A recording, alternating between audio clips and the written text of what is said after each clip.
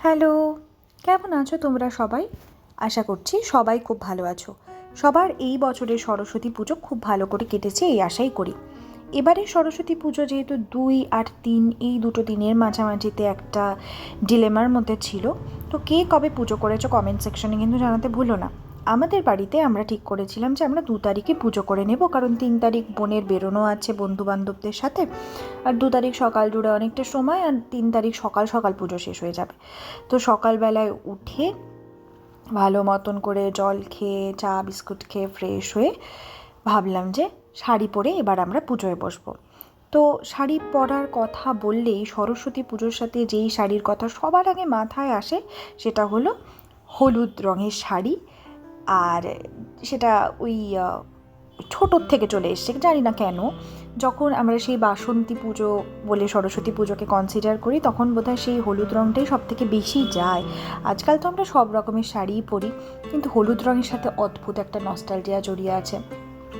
সকালবেলাতেই ভাবছিলাম বসে বসে চা খেতে খেতে, যখন ছোট ছিলাম তখন মা নিজের মতন করে যে কোনো একটা শাড়ি কোনো রকমভাবে জড়িয়ে পেঁচিয়ে পরতাম, সেটা আবার আট পৌড়ে করে কখনো কখনো আবার অন্যদিকে বাঁ দিকের জায়গায় ডান দিক দিয়ে আঁচল করে।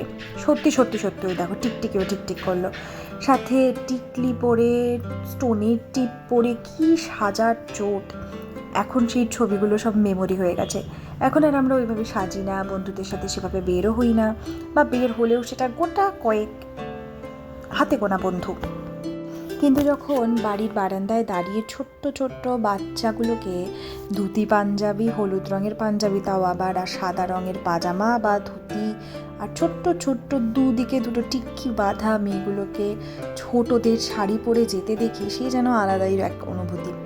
আমরা যখন ছোট ছিলাম সেই ছোটদের শাড়ি ছিল কি ছিল না জানি না, মাদের শাড়ি পরাটাই আমাদের কাছে, একটা মা হোক বা ঠাকুমা দিদিমা হোক, এই শাড়িগুলোই আমাদের কাছে বেস্ট ছিল।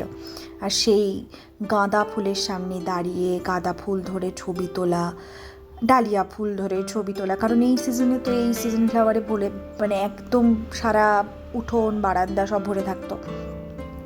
তো সেই সরস্বতী পুজোগুলো একটা একদম অন্য ধরনের ছিল। আর এখন বর্তমানে দাঁড়িয়ে যদি গত বছরেও ফিরে যাই, গত বছর যখন এই সময় দিল্লিতে ছিলাম, সেই দিল্লিতে থাকাকালীন সময় সরস্বতী পুজো নিজে হাতে সবটা অ্যারেঞ্জ করা, পলাশ ফুল নেই কিন্তু মন থেকে সরস্বতী ঠাকুরের কাছে একা একা কিছু চাওয়া, সে যেন আলাদাই অনুভূতি। তো যাই হোক, এবারেও আমি এই একটা হলুদ শাড়ি বেছে নিয়েছিলাম সরস্বতী পুজোর দিন পরবার জন্য।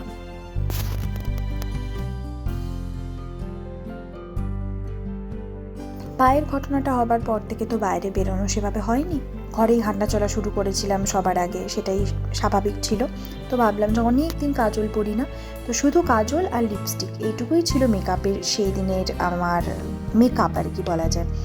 আর শাড়িটা ভালো মতন পরে ভাবলাম যে সরস্বতী ঠাকুরকে যেখানে বসাবো আমি আর বোন মিলে সেই জায়গাটা সাজাই। তো বোনও সাদা শাড়ি না পরে অফ হোয়াইট কালারের আম্মার একটি শাড়ি পরেছিল, আর তার সাথে লাল রঙের ব্লাউজ। তো এই কম্বিনেশন করে মাকেও বললাম যে চলো, মাকেও বললাম ভালো করে তুমি সাজো, চলো আমরা তিনজন মিলে খুব ভালো মতন করে নিজেদের মতন করে পুজো দিই। তো এই যে একটা আড়ম্বরহীনতার মাঝেও যে অনেকটা আড়ম্বর আছে না, এটা ভাষায় প্রকাশ করা যাবে না। এই ভিডিওগুলো 10 বছর পরে দেখলেও মনে হবে যে কি মজা করে হাসাহাসি করে আমরা মন্ত্র পড়েছি, ভুলভাল উচ্চারণ করেছি, কিছু তো মানেই বুঝতে পারিনি, কিন্তু করেছি, মজা করেছি। ওই একসাথে কাটানো সময়টা অনেক অনেক ইম্পর্টেন্ট। তো বাস, একটা হাইনেক দিয়ে শাড়ি পরলে আর কি চাই, আর ঘরের মধ্যে কতই বাকি সাজা যায় বলো, বাইরে যেহেতু কোথাও বেরোনো ছিল না। তো মা এসে পুজোর সরঞ্জামের জিনিসপত্রগুলো নিজের থেকে এই ঘরে সব সেটেল করছিল, আর আমাদের এই ব্যাকড্রপটা বারবার করে সেখান থেকে খুলে যাচ্ছিল, আর বোন বারবার করে সেই জায়গাটায় লাগানোর চেষ্টা করছিল। তো অবশেষে খইয়ের মালা বুনতে বসে গেছে বোন, আর এদিকে আমি ওর ছবি বেশ কিছু তুলে দিচ্ছিলাম, এবং আমরা ক্যামেরা নিয়েই এবার পুজোতে বসেছিলাম বলা চলে, কারণ আমাদের ইচ্ছে ছিল বেশ সুন্দর সুন্দর কিছু ছবি তুলবো, ভক্তিভরে পুজোও করবো, তার সাথে ছবিও তুলবো। তো সবটাই একসাথে করেছি। ওই দোয়াতের মধ্যে দুধ ভরা, তাতে খাগের কলম দেওয়া, সেই খাগের কলম দিয়ে 2.5 দিনের মাথায় খুব সম্ভবত বেলপাতায় শ্রী শ্রী সরস্বত্যই নম লেখা, সেটা ছোটোবেলার একটা পার্ট ছিল, কিন্তু এখন আর সেটা লেখা হয় না। একটা বই তো ঠাকুরের পায়ে দেওয়া হয়, আর দূরে বসে দিদান সবটা অবজার্ভ করছিল আমরা ঠিকঠাক করছি কিনা না করছি। মাঝে মধ্যে বাবাও এসে দেখে টেকে যাচ্ছিল। আর যেটা এবারে সব থেকে বড় আকর্ষণ, সেটা হলো আমাদের মিষ্টি সরস্বতী ঠাকুরটা। এত মিষ্টি, এত কিউট, ছোট্ট পুচকি, আর তার কি সুন্দর সুন্দর চোখটা টানা, যেন দেখলেই মনটা ভরে যায়। আর আমার মনে কি পুজো টুজো নিজে হাতে করার মতন আনন্দ অন্য কিছুতে নেই।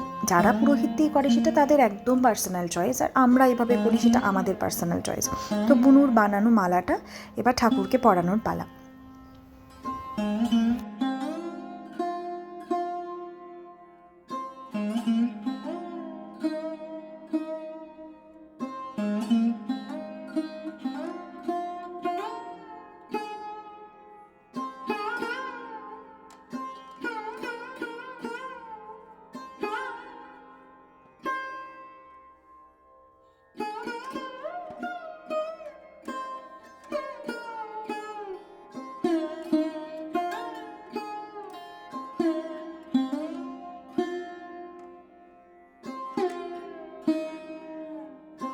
এই প্রসঙ্গে একটা কথা বলি, আগে যখন ছোট ছিলাম না, তখন কি ভাবতাম যে পুজোর জোগাড় করছে মা আর আম্মা, আমাকে বলতো যে দাঁড়া, পুজো যখন শুরু হবে তখন তুই পুজো করবি, তুই পুজো করবি।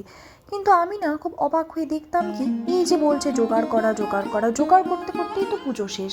জোগাড় করার পর তার কিছু বেঁচেই থাকে না, শুধুমাত্র লাস্টে পাঁচালি বা মন্ত্র পড়া, প্রণাম, প্রদীপ দেখানো, ধূপকাঠি মোমবাতি, এই সমস্তই থাকে, আর তো কিছু বেঁচেই থাকে না। তো সেই জন্য মানে ছোটোবেলার এই জিনিসটা না আমার খুব এখনও মনে হয় যে কেন বলতো শুধু জোগাড় করা জোগাড় করা, ওটাই তো পুজো ছিল। তো এখন সেই জোগাড় করার পার্ট আমরাও হয়ে গেছি, মা আমাদের বলে দেয় বা আমরাও ছোটোবেলায় যা যা দেখেছি সেই অনুযায়ী করি। পারফেকশানের কথা তো আসেই না, পারফেক্ট কিছু হয়ও না, কিন্তু হয়, কিছু তো হয়। মন থেকে যাওয়া জিনিস সবসময় ভালোই হয়।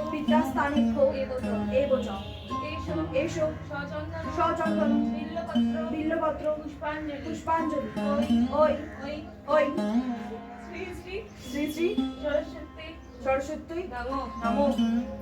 আপনি বড্ড নিঃশ্বাস নিয়ে মন্ত্র পড়ে বাই দেবে, একটু প্রবলেম হয়, একবার ওই বলেন একবার সরস্বতী, ওই ওই একসাথে ভালো লাগে। থেকে ফুলটা ওঠা,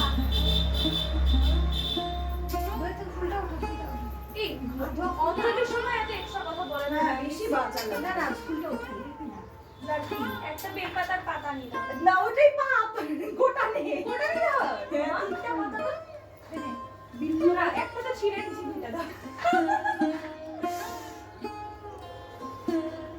রাজবার এবার মন থেকে বলবি সবাই, এটা তো হাত জোর করে শুধু, এটা তো ফুল নিয়ে হয় না, না ওটা 4 নাম্বার বার দেখিস না, দেখি ওই ওই ভদ্রকালী ভদ্রকালী নমো নিত্যং নমো নিত্যং সরস্বতী সরস্বতী নমো নমো নমো নমো বেদ বেদান্ত বেদ বেদান্ত বেদাঙ্গ বেদাঙ্গ বিদ্যাস্থানেভ্যো বিদ্যাস্থানেভ্যো এসো এসো সচন্দন বিল্লপত্র বিল্লপত্র পুষ্পাঞ্জলি পুষ্পাঞ্জলি ওই ওই ওই ওই শ্রী শ্রী শ্রী শ্রী সরস্বতী নমো সরস্বতী নমো।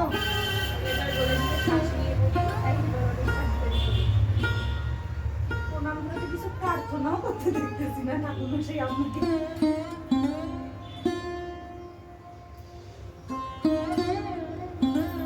এবার হাত জোড় করো সবাই,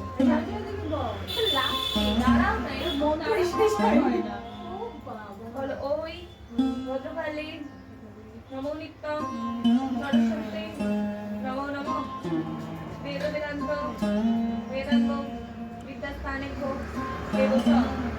এসো সচন্দন পুষ্পাঞ্জলি সরি এসো বিল্লপত্র বিল্লপত্র পুষ্পাঞ্জলি পুষ্পাঞ্জলি ওই ওই ওই ওই শ্রী শ্রী শ্রী শ্রী সরস্বতী সরস্বতী নমো নমো। এবার প্রার্থনা করব কি, জয় জয় দেবী ভবানী, এটা প্রণাম করো এবার।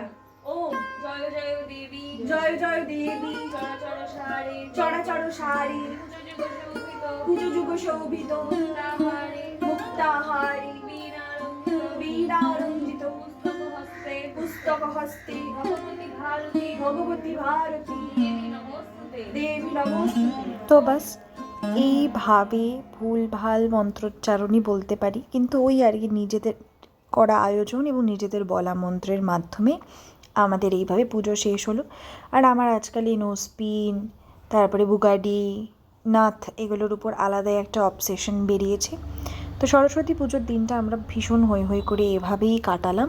তোমাদের কেমন করে সরস্বতী পুজো কেটেছে, কেমন কি সেরেছো, সবাই কমেন্ট সেকশনে জানিও। কিন্তু দেখা হবে পরের কোনো ব্লগে, ততক্ষণ অবধি টাটা।